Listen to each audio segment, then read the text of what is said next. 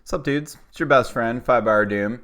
And just wanted to give you a little, talking a little bit about success on the 3 bar today. A little strategy talk, or maybe just kind of mental thinking about the game talk here. Now, you get it on your 3, you shoot it, it doesn't go in. What did you do wrong? What did you do right? You need to, there's 2 parts to that question. You can't just look at did your shot go in? Did it not go in? There's 2 distinct parts, 2 distinct skills, and there are 2 different things that you can work on separately. So I want you to try to start splitting these apart in your mind to where you can think of the one thing and then you can think about the other thing. And are you doing this one good? Are you doing that one good? Fine, I'll cut to the chase. So it's not just shoot it and it doesn't go in. There's 2 different things. One is the pick. Which hole did you pick? 2, obviously, maybe not obviously, execution. So let's look at a couple different scenarios. You go pull side. You hit a beautiful dead bar pull side. The guy is sitting on pull side. Bad pick, good execution. Next scenario. You go push side, you spray it into the wall, and he was on the other side of the goal. Good pick, bad execution. Or my favorite on the roller, because even scoring, not scoring doesn't tell you the whole story. Check this one out. You go pull side. The goalie has his 3-bar man on the pull side and his 2-bar on the middle.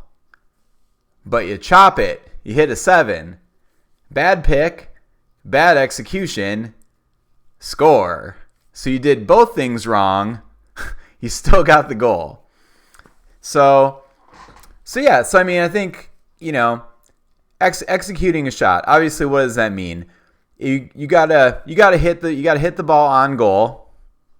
That's kind of to me, that's one of the number one most important things is making sure all your shots are on goal.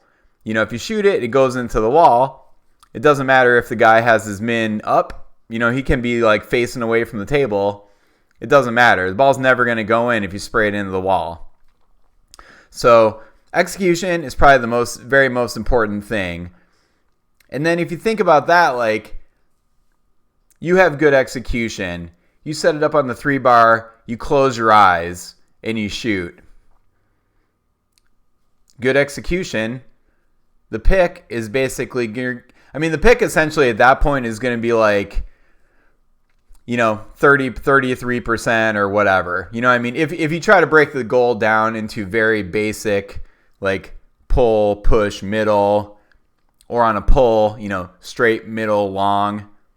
You can make an argument there's more holes than that, whatever, that's fine. But I think it's very fair to say those are 3 holes. You know what I mean? And the goalie can't block all 3 of those holes. So if you just set it up and you have excellent execution, even if you have the worst pick in the world, or if you're just, not the worst pick. Let's say you just are closing your eyes. You set it up, you have a god level 3-bar execution wise, you close your eyes, you shoot. You're basically going to score 33% of the time because the pick doesn't matter. You're kind of just randomly picking and the goalie is going to be where the goalie is. You're going to execute 100% of the time. You're going to score 33% of the time. Now, if you have perfect execution and you're also picking holes, great. Wow. That's kind of the holy trinity right there.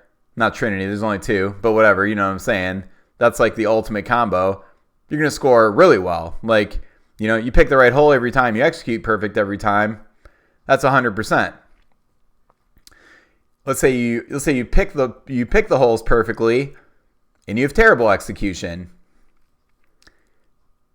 You're still not going to necessarily score 0% because like I said with the roller is a great example. You hit a 7 where you go pull side, but you chop it, it goes back to the push side in a 7 motion, or you go push side, it 7s back to the pull. That's bad execution, but it can still score. So, I basically, there's two different things you need to work on. The execution is very important. And basically to work on that, you kind of just need to practice your shot. You know what I mean? Practice. Shooting on no goalie is fine. You set up your rod locks. You shoot on an empty goal. Whatever, shoot with the min up and just try to hit the holes. All that's good for your execution. The pick, that's a little bit more difficult. You know what I mean?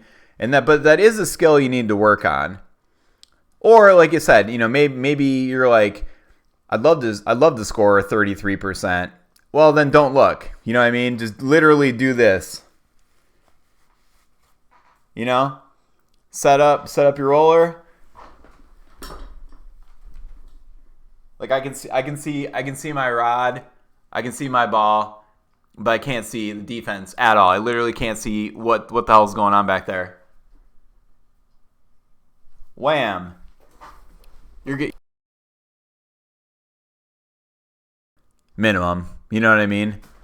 Kind of depends on I wouldn't say minimum, but you're going to score like 33% on average because you're basically just saying like, I'm going to execute perfectly. I'm not going to pay attention to the D at all. And then kind of let the cards land where they may. So as far as the pick, that really is the physically challenging part is execution. The mentally challenging part is the pick. So what are some strategies for the pick? I did an interview with Rob Atha a while ago when I had the Two and Barbecue podcast. I should probably put those up on the internet somewhere. I had them up on this hosting platform. Now they're not there anymore, so I can probably dig them out. But anyway, with with Rob, what he was talking about is picking a hole and waiting on it. Makes sense, but how often are you really doing that? We're like, okay, I'm going push side. The thing that's nice about picking a hole and waiting on it is that all your execution, all your mental focus on execution can be on that one hole. You're staring at the hole. Your body is kind of ready to shoot that hole. Now, you might, you have to kind of watch out that you don't have some sort of tell that tells people you're going to that hole. For example, on the roller, maybe like when you go pull side, you have your hand more under the rod. And when you go push side, you have your hand more like hanging over the rod. You know what I mean? That type of thing. Or, if the ball is right here, this is the ball, and you're kind of rocking on the ball. Sometimes instead of like rocking perfectly evenly on the ball, if you're going to this side, you might rock more on this side of the ball to give you more runway to roll off and execute the ball. So that's like kind of a roller tell. On the pull, maybe the person's grip, your grip might be a little bit different if you're going straight versus you're going long. You know what I mean? So those are some things you kind of got to watch out for when you're picking a hole ahead of time, is making sure that you're setting up your body's, your stance is the same. Your hand is the same on the rod, or your hand is the same on the handle if you're shooting a roller. All that type of stuff. You need to try to smooth it out so your middle push pull or your straight middle long, they all look the same. But, if you pick that hole, it is nice because then you don't have to like change your body mechanics. You already know what the mechanics are going to be. You're like, I'm going to go push side. I'm just going to set up for it. I know what I'm going to execute, how it's going to feel. Now I just need to wait for that perfect spot. So I think that's one benefit of like picking a hole ahead of time versus just like, I'm just going to look and see what's open. That can actually be pretty confusing. You know what I mean? Now, when you're trying to pick the hole, some things you can look for are like the bob. So you have the two goalie men, and they're kind of shifting in and out, right? So this is like a bob. So it's like, let's say you're going to shoot on this side. If you're watching the bob, you're like, open, open, open, open, wham. You know what I mean? You kind of just time the bob. If someone's just moving in a constant pattern, you can just time the bob. That's how I hit all my dinks, by the way. I kind of just, I see like this back and forth motion. The thing that's great with my dinks is people don't necessarily know that I'm set up to shoot, but I'm laser focused looking at that man, and I can see that bobbing pattern, and you kind of wait for like the apex of the bob, you know what I mean, like the furthest point you expect them to be, and you kind of time, you're like, you see one, you see two, and then when they start moving that third time, when you anticipate they're going to hit that apex, the farthest point away from the hole you want, then you shoot it.